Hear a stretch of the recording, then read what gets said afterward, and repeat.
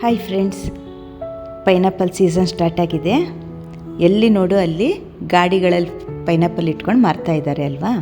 ನಾನು ಒಂದು ಪೈನಾಪಲ್ ತಂದಿದ್ದೀನಿ. ಪೈನಾಪಲ್ ಇದ್ದಾಗೆಲ್ಲ ತಪ್ಪದೆ ಮಾಡ್ತಕ್ಕಂಥ ಒಂದು ರೆಸಿಪಿ ಅಂದರೆ ಅನಾನಸಿನ ಕಾಯಿ ರಸ ಅಥವಾ ಪೈನಾಪಲ್ ಕರಿ. ನನ್ನ ಫ್ರೆಂಡ್ಸು ಕೊಲೀಗ್ಸು ತುಂಬ ಕೇಳ್ತಾಯಿದ್ರು ಇದ್ರ ರೆಸಿಪಿ ಹಾಕಿ ಅಂತ. ನೋಡಿ, ಅವರಿಗೋಸ್ಕರ ಹಾಕ್ತಾಯಿದ್ದೀನಿ. ಈ ಪೈನಾಪಲ್ ಕರಿ ಮಾಡಲಿಕ್ಕೆ ನಾವು ಒಂದು ಮಸಾಲ ಪೌಡರ್ನ ಮೊದಲು ರೆಡಿ ಮಾಡ್ಕೊಬೇಕು. ಇದು ತುಂಬ ಸಿಂಪಲ್. ಇದನ್ನು ಮಾಡಲಿಕ್ಕೆ ನೋಡಿ, ನಾನು ಒಂದು ಸಣ್ಣ ಸ್ಪೂನ್ ಸಾಸಿವೆ, ಅದೇ ಸ್ಪೂನಲ್ಲಿ 1 ಸ್ಪೂನ್ ಜೀರಿಗೆ, ದೊಡ್ಡ ಸ್ಪೂನಲ್ಲಿ 2.5 ಸ್ಪೂನ್ ಆಗುವಷ್ಟು ಕಡಲೆಬೇಳೆ, ಅದೇ ಸ್ಪೂನಲ್ಲಿ ಅರ್ಧದಷ್ಟು ಉದ್ದಿನಬೇಳೆನ ಹಾಕಿಬಿಟ್ಟು ಹುರ್ಕೊಂಡು ಸ್ವಲ್ಪ ಕಾಳು ಬೇಳೆ ಬೆಚ್ಚಗಾದ್ಮೇಲೆ 5 ಬ್ಯಾಡಗಿ ಮೆಣಸನ್ನು ಹಾಕ್ತಾಯಿದ್ದೀನಿ. ನಿಮಗೆ ಖಾರ ಜಾಸ್ತಿ ಬೇಕು ಅಂತಾದರೆ ಗುಂಟೂರು ಮೆಣಸು ಹಾಕ್ಕೊಬೋದು. ಆದರೆ ಬ್ಯಾಡಗಿ ಮೆಣಸು ಹಾಕೋದ್ರಿಂದ ಕಾಯಿ ರಸದ ಕಲರ್ ತುಂಬ ಚೆನ್ನಾಗಿ ಬರುತ್ತೆ. ಇದಿಷ್ಟನ್ನು ಚೆನ್ನಾಗಿ ರೋಸ್ಟ್ ಮಾಡ್ಕೊಬೇಕು. ನಾನು ಡ್ರೈ ರೋಸ್ಟ್ ಮಾಡ್ತಾಯಿದ್ದೀನಿ. ನೀವು ಬೇಕಾದರೆ 1 ಸ್ಪೂನ್ ಎಣ್ಣೆ ಹಾಕ್ಕೋಬೋದು. ಇದು ತಣ್ಣಗಾದ್ಮೇಲೆ ನಾವು ಇದ್ರ ಪೌಡರ್ ಮಾಡ್ಕೋಬೇಕು. ಕಾಯಿ ರಸದ ಪುಡಿಗೆ ನಾನು ಮೆಂತ್ಯ ಕಾಳು ಹಾಕ್ತಾಯಿಲ್ಲ. ಕೆಲವರು 4 ಮೆಂತ್ಯ ಕಾಳನ್ನು ಹಾಕ್ಕೋತಾರೆ. ನೀವು ಘಮಕ್ಕೆ ಬೇಕು ಅಂತಾದರೆ 4 ಮೆಂತ್ಯ ಕಾಳನ್ನು ಹಾಕ್ಕೊಳ್ಳಿ. ನೋಡಿ, ಈಗ ತಣ್ಣಗಾಗಿದೆ. ಈಗ ನಾವು 1 ಬಟ್ಲಾಗೋಷ್ಟು ಒಣ ಕೊಬ್ಬರಿ ತುರಿ ಜೊತೆಗೆ ಈ ಮಸಾಲಾನ ಹಾಕ್ಕೊಂಬಿಟ್ಟು ಪೌಡರ್ ಮಾಡ್ಕೊಬೇಕು. ಫಸ್ಟು ಬೇಳೆಕಾಳು ಮತ್ತು ಮೆಣಸನ್ನು 1-2 ರೌಂಡು ಗ್ರೈಂಡ್ ಮಾಡ್ಕೊಂಬಿಟ್ಟು ಅದ್ರ ಜೊತೆ ಕೊಬ್ಬರಿನ ಹಾಕಿ ಗ್ರೈಂಡ್ ಮಾಡಿದರೆ ಫೈನ್ ಪೌಡ್ರ್ ಆಗುತ್ತೆ. ಈಗ ನೋಡಿ, ಕಾಯಿ ರಸದ ಮಸಾಲ ಪೌಡ್ರು ರೆಡಿ ಇದೆ. ಈ ಕಡೆ ನಾನು ವಿಡಿಯೋದಲ್ಲಿ ತೋರಿಸಿದ ಪೈನಾಪಲಲ್ಲಿ ಅರ್ಧ ಪೈನಾಪಲ್ ತೊಗೊಂಡಿದ್ದೀನಿ. ಅದನ್ನು ತೊಗೊಂಡ್ಬಿಟ್ಟು ನೋಡಿ ಸಣ್ಣದಾಗಿ ಹೆಚ್ಚಿಟ್ಕೊಂಡಿದ್ದೀನಿ.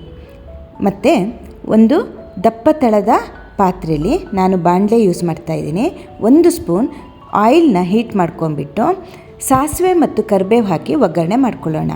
ಒಗ್ಗರಣೆ ರೆಡಿ ಆದಮೇಲೆ ನಾವು ಹೆಚ್ಚಿಟ್ಕೊಂಡಿರೋ ಪೈನಾಪಲ್ ಪೀಸಸ್ನ ಇದಕ್ಕೆ ಹಾಕಿಬಿಟ್ಟು ಚೆನ್ನಾಗಿ ಹುರ್ಕೊಳ್ಳೋಣ.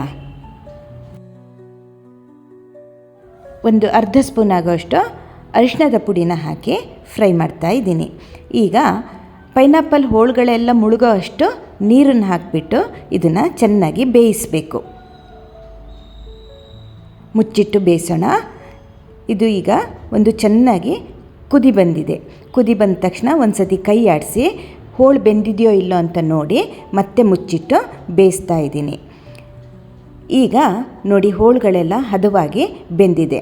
ಈ ಹಂತದಲ್ಲಿ ರುಚಿಗೆ ಎಷ್ಟು ಬೇಕೋ ಅಷ್ಟು ಉಪ್ಪನ್ನು ಹಾಕ್ಕೋತಾ ಇದ್ದೀನಿ.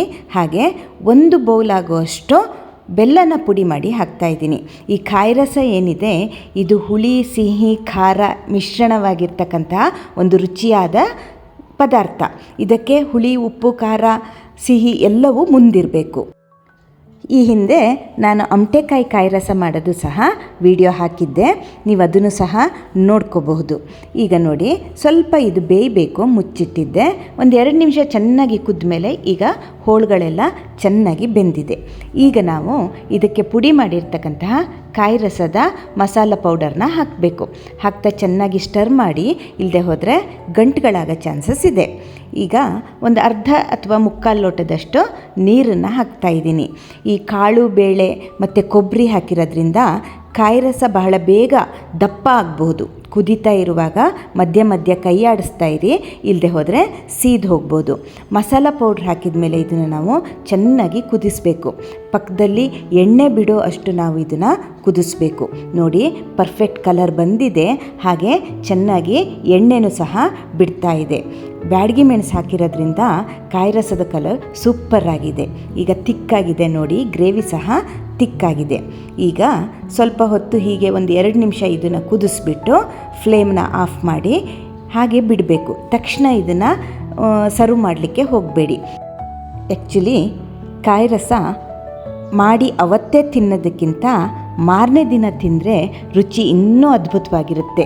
ಅದು ಉಪ್ಪು ಹುಳಿ ಖಾರ ಎಲ್ಲ ಸೇರ್ಕೊಂಡ್ಬಿಟ್ಟು ಆ ಪೈನಾಪಲ್ ಪೀಸಸ್ ಅದನ್ನು ಹೀರ್ಕೊಂಡಾಗ ತಿನ್ನಲಿಕ್ಕೆ ಸೂಪರ್ ಇರುತ್ತೆ. ಇದನ್ನು ನೀವು ಅನ್ನಕ್ಕೆ ಕಲಸಿ ತಿನ್ಬೋದು. ದೋಸೆ, ಚಪಾತಿ, ಕಡುಬು, ರೊಟ್ಟಿ ಹಾಗೆ ಇಡ್ಲಿ ಜೊತೆ ತಿನ್ನಲಿಕ್ಕೂ ಸಹ ತುಂಬ ರುಚಿಯಾಗಿರುತ್ತೆ. ಒಮ್ಮೆ ಟ್ರೈ ಮಾಡಿ. ನಿಮ್ಮ ಅಭಿಪ್ರಾಯನ ಕಾಮೆಂಟ್ ಬಾಕ್ಸಲ್ಲಿ ತಿಳಿಸಿ. Thank you.